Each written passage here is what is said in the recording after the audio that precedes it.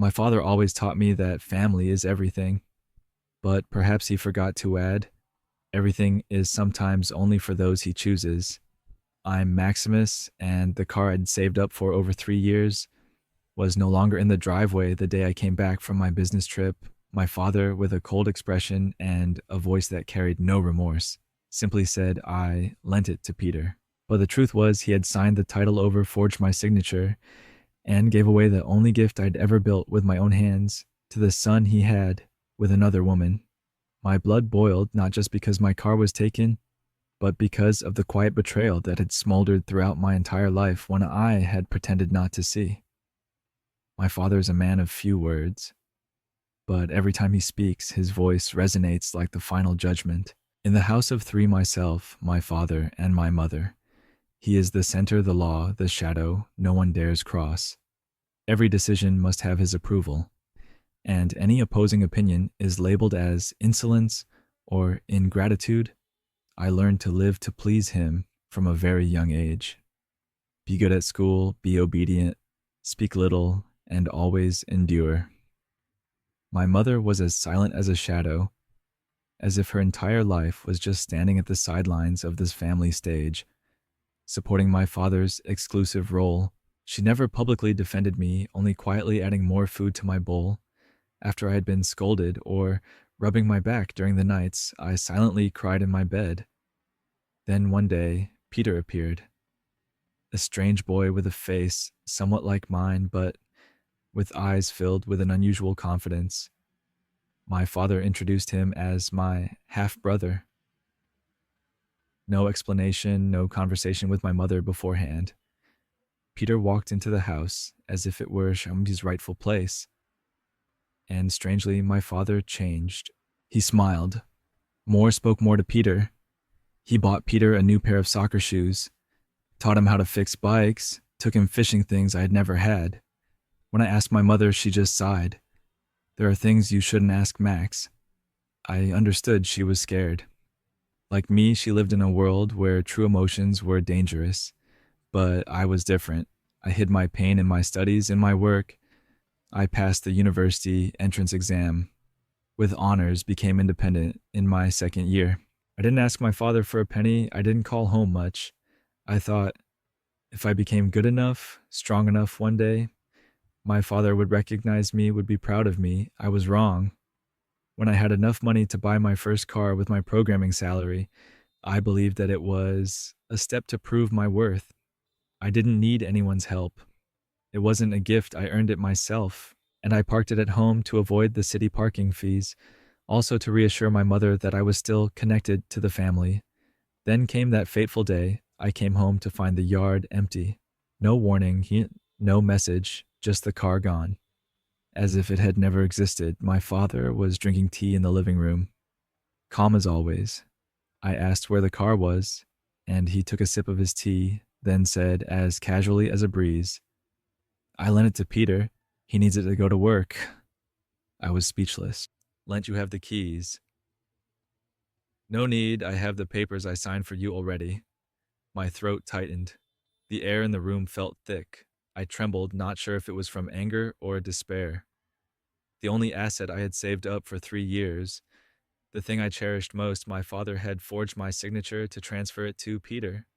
No permission, no asking, no sense of guilt.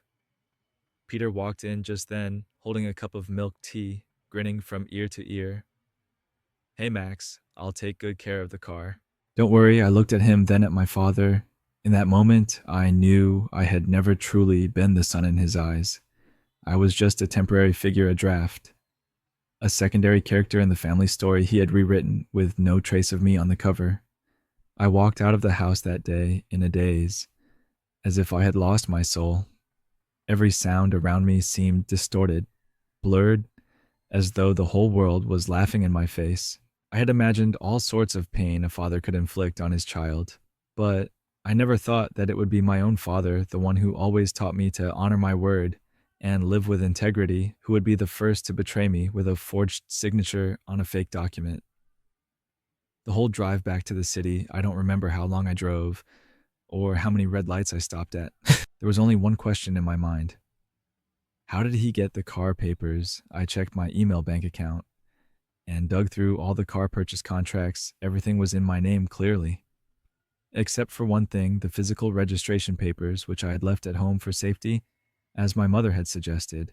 And now I understood my father must have gone through them and brazenly forged my signature. No attempt to hide it, no guilt. It was as though he thought it was his rightful privilege as a father. A part of me hoped it was just a loan, but Peter was different. He posted a picture of the car on social media, changed its paint, added a personalized plate, and called it his new buddy. I saw the picture tagged by my father. The pain now wasn't just about losing the car, it was about the audacity, the theft, and the blatant collusion between two of the people I used to call family. With the greatest reluctance, I began to look into the legalities, I asked. A lawyer contacted the vehicle registration office. I didn't want to sue my father.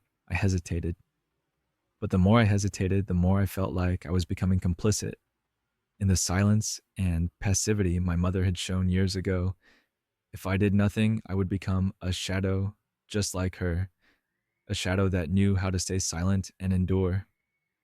The lawyer told me if you can prove the signature was forged, the lawsuit is valid, and you should know if he used your documents without your consent, that's forgery and theft. I hesitated. That night I called my mother. Her voice was the same as always, soft, cautious. You know about the car, right? She was silent. Then she quietly said, I couldn't stop him. You know your father. Her words were the last drop. My mother, the only person I had hoped would stand by me, had let go. No objections, no defense. She just sighed and quietly accepted it. I started gathering evidence, old messages, pictures of the car, the sales contract, my real signature from the bank, and supporting documents. I didn't just want the car back, I wanted my voice back. When the lawsuit was filed, I knew I had crossed an irreversible line between being a good son and becoming an adult. I was no longer the child who needed my father's approval. I was no longer the brother silently robbed of his achievements. I was a man protecting my own worth and efforts, even if I had to face the person who shared my blood the day the court sent the first summons. Peter called me, his voice harsh. Are you suing the whole family? If Dad goes to court, our entire family will be shamed. I replied calmly. No, I just want the truth to be there. Are you afraid of the light I had endured before, but this time I chose not to stay silent? On the day of the trial, I wore the old white shirt, not to appear serious, but because it was the one my mother used to wash for me when I went to college, the day I promised to become an independent man, not relying on anyone. Now I carried that promise into an entirely different battlefield, confronting the very person who gave me life. My father didn't hire a lawyer. He represented himself as if this were just a minor family matter. He walked into the courtroom like he was attending a neighborhood meeting, hands in his pockets, a smug smile on his face. Peter didn't show up, coward. He was eager to flaunt the car when he could show it off, but when faced with the consequences, he vanished. The court read the indictment. I stood up my hand, trembling slightly, but my voice was clear. I don't want to take anything from anyone, I just want to be respected. That car was bought with my own money, and I never signed that transfer form. The judge asked my father, Do you have your son's original signature? He shrugged, I'm his father. He's my son. Do we need to make this more complicated? I laughed.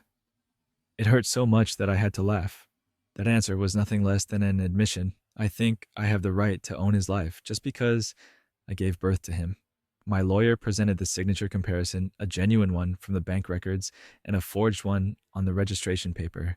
Even the observers in the courtroom had to nod in agreement. It was too clear. My father still didn't accept it. He even turned to me and loudly said in front of everyone, Do you think that car matters so much? I gave it to Peter because he needed it more. You have a career, a house.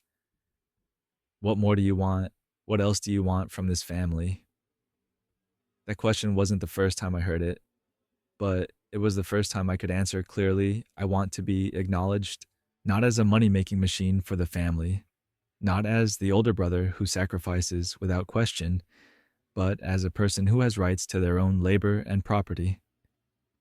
The courtroom fell silent when the verdict was announced, requiring the return of the property and imposing an administrative fine for forgery. I didn't feel happy. There's no victory in suing your own father, but it was the only choice if I wanted to end the decades long silence. Leaving the courtroom, I didn't look at him, but I knew he was looking at me. Not with anger, but with the gaze of someone who for the first time realized their son no longer stood beneath them. That night, Peter texted me one line: "The car will be returned soon. Hope you're happy." I didn't reply, because this was never just about the car. I looked at the white shirt hanging on the chair. Today it accompanied me through an unwanted battle, but because of it, I found myself again. Not as the son who sacrifices, but as a man who knows how to stand up for what's right. And for the first time in many years, I didn't feel guilty for choosing freedom over the satisfaction of others. After the trial, I returned to the house I once called home. But now it was just a place in my memories full of wounds I could never erase. Everything inside seemed to have changed, not because of the old furniture or the family portraits faded by time, but because I had changed. It felt like the walls no longer had the power to protect me. I sat in the living room where every evening I used to see my father sitting in the armchair looking out the window like a man with authority. Today the chair was still there, but no one sat in it anymore. Even the atmosphere in the room had grown heavier. I had once hoped that one day my father would see me as an equal as an adult, but not today. My mother still hadn't said anything after the trial. She just looked at me with an understanding gaze, as if she had been waiting for this day for a long time, but couldn't say more. I knew she had done everything she could to protect me over the years, but her silence only made me feel exhausted. She didn't ask about my next decision or advise me on what to do. Perhaps she knew that at this point I could only find my own path. What I did wasn't easy, and there would never be a beautiful ending. The biggest question I now faced wasn't whether I could forgive my father, but whether I could forgive myself.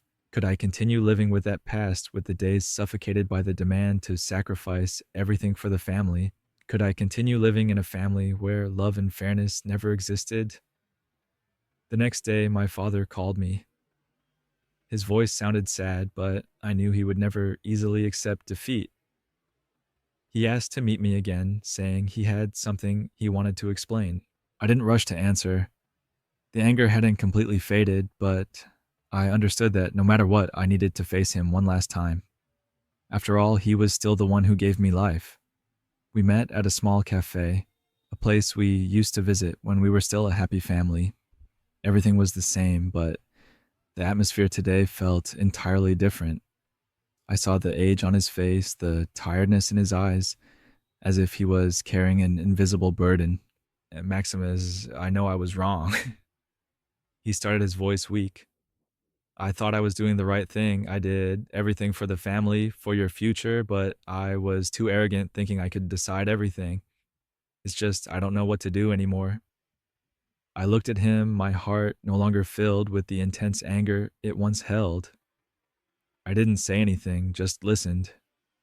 Sometimes it's not about responding, but allowing the other person to realize they've gone astray. "You may have been wrong, but what happened has already passed. All I need to know is this: I am no longer the one responsible for those mistakes." A moment of silence passed. I felt a change in myself, as if a burden had been lifted. I didn't need to forgive him immediately, nor did I need to sever everything, but I needed to face myself and know that my choice today wasn't a meaningless sacrifice. I stood up, smiling gently. "I'm going now, but I won't be coming back. You can do whatever you want, but I won't follow anymore." Leaving the cafe, I didn't feel regret, not because I was firm, but because for the first time I had control over my own life. This journey may not be over, but at least I was no longer afraid. I had chosen freedom, and that was the most important thing I have left, but life goes on. No longer a part of the family, no longer living under the watchful eyes of expectations and mistakes they left behind. I am now just a man standing on my own 2 feet, no longer weighed down by the burdens of the past. At first, everything was difficult. Living freely wasn't as easy as I thought. I had to face a world without the protection of family, where every decision depended on my ability to stand firm, but I no longer felt the fear I once had. Every day was an opportunity to reaffirm myself. I found a new job, not as a programmer like before, but as a project manager at a small company. It wasn't a high paying or prestigious job, but it was a significant step for me. I was no longer just working to make a living. I wanted to do something meaningful, something I could be proud of. On my first day at the new company, I felt strange and lonely, but it was also in those moments that I realized something important. I no longer had to prove myself to anyone. No more father, no more relatives pushing me into molds they wanted. This was my chance to become the person I truly wanted to be. Each workday was a lesson in patience and acceptance. I learned to understand my coworkers, each with their own stories and issues, no longer concerned with pleasing anyone. I could focus on my own work without interruptions. They didn't know anything about me, about my past, and I didn't need to share it with them. I was Maximus, a man with his own decisions and choices. There were times I felt lost, especially when night came, and I returned to my empty room, no one to talk to, no one to share joy or sorrow with. But I realized that this loneliness wasn't a punishment. It was space for me to find myself, to rebuild a Maximus no longer trapped by the past. One day, while sitting at a cafe near the office, I met someone. Her name was Lily, a new female colleague. She wasn't like anyone I'd met in my family. She didn't place expectations on me, didn't look at me with doubtful eyes. We just talked naturally, like old friends reconnecting. The conversation was simple, but there was a sense of peace in it that I'd never felt before. Lily didn't know anything about me, about my family, but she had an unusual understanding. Once, when I shared a little about what had happened to me, she just listened, didn't judge, didn't offer advice. That helped me realize that I didn't need to explain myself, didn't need to apologize for what I'd done. I just needed to live true to who I was. In the following months, I gradually rebuilt my life. I began taking self-development courses, things I'd always thought I didn't have time for. I learned to befriend myself, no longer needing anyone else's acceptance. I learned to love myself, something I'd never considered before. Though I was no longer a part of my family, I couldn't fully escape the memories of them, but now I could see everything from a different perspective. No longer suffocated, I could feel true freedom. In the end, I understood that the truth wasn't that I needed to seek forgiveness or ask for an apology from anyone. The truth was that I had found freedom within myself, and that was the only gift I needed in this life. Maximus was no longer a victim of the past, no longer someone abandoned or betrayed by his family. He was a man who chose to live for himself, even though the road ahead was long and not easy. But at least he had begun to walk step by step and would never turn back. In life, we sometimes face harsh challenges and difficult decisions that can hurt those around us. However, it is important to remember that freedom is not something that can be found outside, but rather a strength that comes from within. Each of us has the right to choose, the right to regenerate, and the ability to rebuild our lives regardless of the wounds of the past. We do not have to bear the burdens placed on us by others. Find your own path, free from the expectations and choices that weren't made by you. Sometimes walking alone is the only way to truly regain freedom and affirm who we are. Be strong, courageous, and always trust in your ability to take control of your life, because in the end, only you can bring the happiness and freedom you desire. This story comes to an end here. If you enjoyed it, please leave a comment, like, share, and subscribe to give us more motivation to make the next videos. Thank you for listening, and we look forward to seeing you again soon.